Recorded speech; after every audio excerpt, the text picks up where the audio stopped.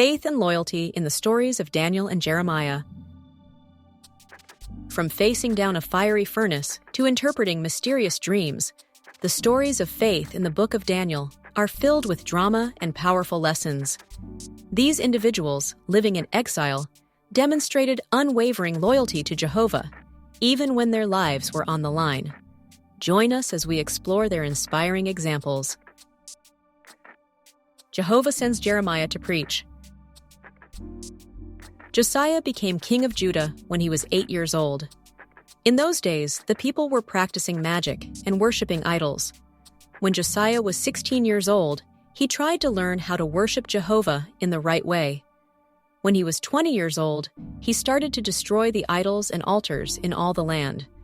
And when Josiah was 26 years old, he arranged for Jehovah's temple to be repaired. In the temple, the high priest, Hilkiah, found the scroll of Jehovah's law, maybe the very scroll that had been written by Moses. The king's secretary Shaphan brought the scroll to Josiah and began to read the law out loud. As Josiah listened, he realized that the people had been disobeying Jehovah for many years. King Josiah said to Hilkiah, "Jehovah is very angry with us. Go and speak to him. Jehovah will tell us what we should do." Jehovah answered through the prophetess Huldah, "The people of Judah have left me. They will be punished, but not while Josiah is king, because he has humbled himself." When King Josiah heard the message, he went to the temple and called the people of Judah together. Then he read Jehovah's law out loud to the whole nation. Josiah and the people promised to obey Jehovah with all their hearts. The nation of Judah had not celebrated the Passover for many years. But when Josiah read in the law that the Passover should be celebrated every year, he told the nation, "We will hold a Passover to Jehovah." Then Josiah prepared to make many sacrifices and arranged to have a chorus of singers at the temple. Then the nation held the Passover, followed by the festival of unleavened bread, which lasted for 7 days. There had not been a Passover like it since the days of Samuel. Josiah really loved God's law. Do you enjoy learning about Jehovah? Your word is a lamp to my foot and a light for my path. Psalm 119:105. Jehovah chose Jeremiah to be a prophet to the people of Judah. He told him to preach to the people and warn them that they needed to stop doing bad things. Jeremiah said, "But Jehovah, I am only a boy. I don't know how to speak to the people." Jehovah told him, "Do not be afraid. I will tell you what to say. I will help you."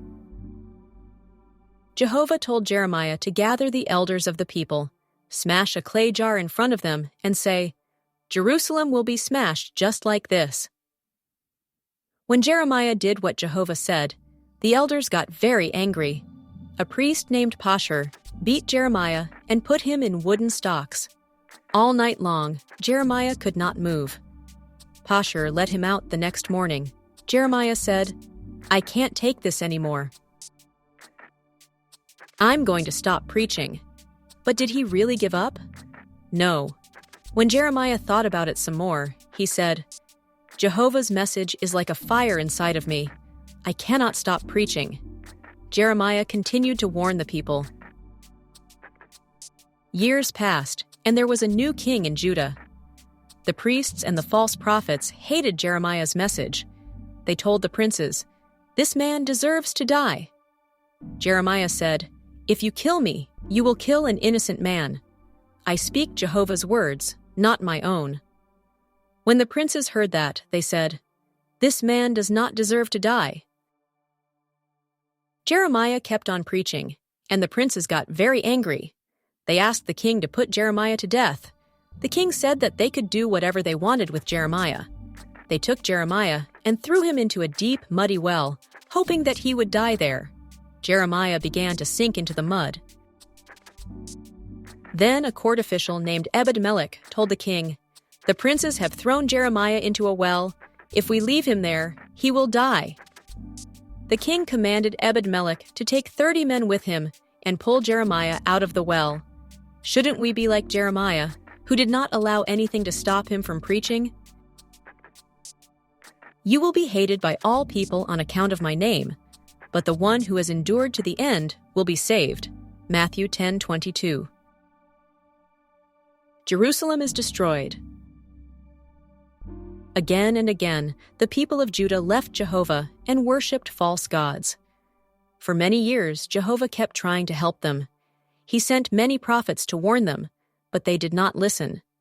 Instead, they made fun of the prophets. How did Jehovah put an end to their idolatry? The king of Babylon, Nebuchadnezzar, was conquering one nation after another. The first time he conquered Jerusalem, he captured King Jehoiakim, the princes, the warriors, and the craftsmen, and he took them all to Babylon. He also took all the treasures from Jehovah's temple. Then Nebuchadnezzar made Zedekiah king of Judah. At first, Zedekiah obeyed Nebuchadnezzar, but the nearby nations and the false prophets advised Zedekiah to rebel against Babylon. Jeremiah warned him, "If you rebel, there will be murder, famine, and disease in Judah." After ruling for 8 years, Zedekiah decided to rebel against Babylon. He asked the Egyptian army to help him. Then Nebuchadnezzar sent his army to attack Jerusalem, and they camped around the city. Jeremiah told Zedekiah, "Jehovah says that if you surrender to Babylon, both you and the city will survive. But if you don't, the Babylonians will burn Jerusalem down and take you as prisoner." Zedekiah said, "I won't surrender." A year and a half later, the Babylonian army broke through the walls of Jerusalem and set the city on fire. They burned down the temple, killed many people, and took thousands as prisoners. Zedekiah escaped from Jerusalem, but the Babylonians chased after him.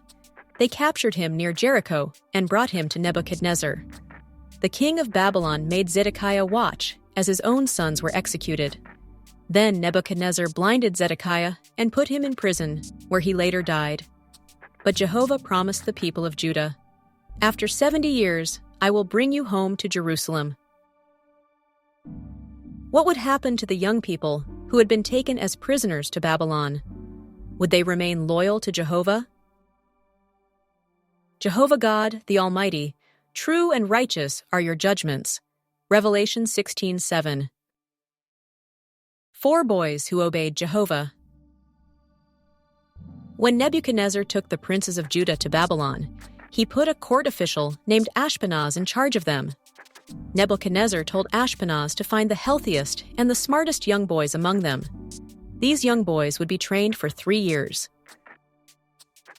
The training would prepare them to be important officials in Babylon.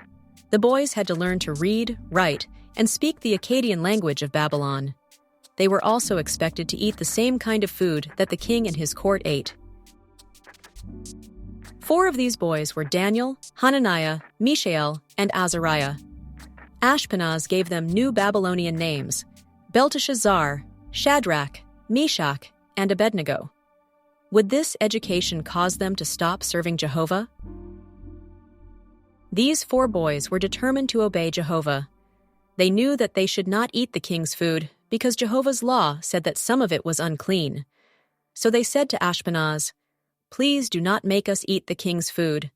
Ashpenaz told them, "If you don't eat and the king sees you looking sick, he will kill me." Daniel had an idea.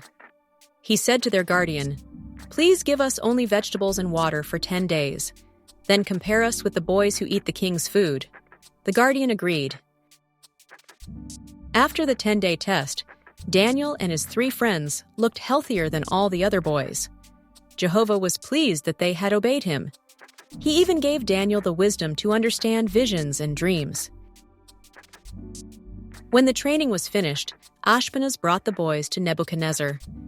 The king spoke with them and saw that Daniel, Hananiah, Mishael, and Azariah were more intelligent and alert than all the other boys. He chose these 4 to work in his royal court. The king would often ask them for advice on important matters. Jehovah had made them wiser than all the king's wise men and magicians. Even though they were in a foreign land, Daniel, Hananiah, Mishael, and Azariah did not forget that they were Jehovah's people. Will you too always remember Jehovah, even when your parents are not with you? Never let anyone look down on your youth. Instead, become an example to the faithful ones in speaking, in conduct, in love, in faith, in chasteness. Or Timothy 4:12. A kingdom that will last forever. One night, King Nebuchadnezzar had a strange dream. It bothered him so much that he could not sleep. He called his magicians in and said to them, "Explain my dream to me."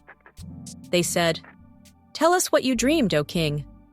But Nebuchadnezzar told them, "No, you tell me what I dreamed, or I will kill you." Again they said to him, "Tell us what you dreamed, and then we will explain it." He said, "All of you are trying to trick me. Tell me what I dreamed." They told the king, "There is no man alive who can do that. What you ask is impossible." Nebuchadnezzar was so angry that he ordered that all the wise men in the land be killed. That included Daniel, Shadrach, Meshach, and Abednego. Daniel asked the king for some time. Then he and his friends prayed to Jehovah and asked him to help them. What did Jehovah do? In a vision, Jehovah showed Nebuchadnezzar's dream to Daniel and gave him its meaning. The next day, Daniel went to the king's servant and said, "Don't kill any of the wise men. I can explain the king's dream." The servant took Daniel to Nebuchadnezzar. Daniel told the king, "God has revealed the future to you. This is your dream. You saw a huge statue with a head of gold, chest and arms of silver, stomach and thighs of copper, legs of iron, and feet of iron mixed with clay. Then a stone was cut from a mountain, and it struck the feet of the statue. The statue was crushed into powder and blew away in the wind. The stone became a large mountain, and it filled the earth." Daniel then said, "This is what your dream means. Your kingdom is the head of gold. The silver is a kingdom that will come after you. Then there will be one like copper, which will rule over the whole earth. The next kingdom will be strong like iron. Finally, there will be a divided kingdom with some parts strong like iron and some parts weak like clay. The stone that becomes a mountain is God's kingdom. It will crush all these kingdoms and will last forever." Nebuchadnezzar fell down in front of Daniel, with his face to the ground. He said, "Your God revealed this dream to you. There is no God like him." Instead of killing Daniel, Nebuchadnezzar made him head of all the wise men and ruler over the province of Babylon. Can you see how Jehovah answered Daniel's prayer? They gathered them together to the place that is called in Hebrew Armageddon. Revelation 16:16. These accounts of courage and devotion highlight the importance of remaining faithful to Jehovah, no matter the circumstances. But the book of Daniel holds even more fascinating stories and prophecies. In our next video, we'll uncover the meaning behind Nebuchadnezzar's dream of the massive tree, decipher the mysterious writing on the wall, witness Daniel's miraculous survival in the lion's pit, and learn how Esther bravely saved her people. Plus, we'll see how Ezra taught God's law. Subscribe now so you don't miss these incredible insights.